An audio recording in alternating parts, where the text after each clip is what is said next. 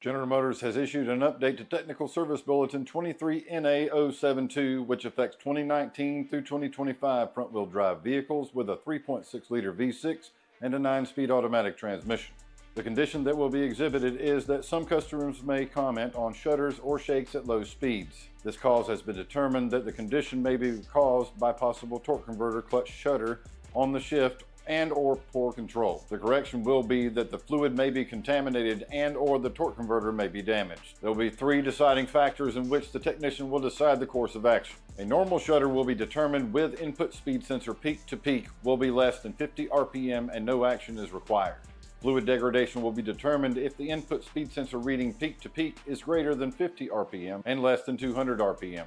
The course of action will be to proceed with an ATF drain and refill at higher than 200 RPM input speed sensor reading peak to peak. The course of action will be only to replace the torque converter. The TCC slip control test will be as follows. If TCC slip is below 20 RPM, we don't do anything. TCC slip near 60 RPM and repeating, ATF degradation has occurred. And finally, near 100 RPM TCC slip and erratic, hardware damage has likely occurred and to replace the torque converter.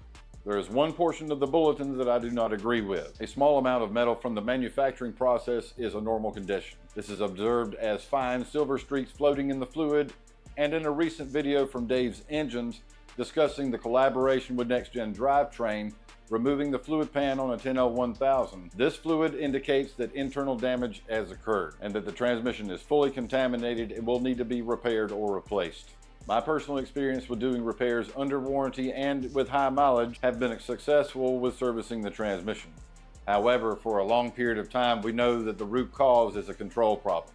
But I'd like to know your experience. Let me know in the comments.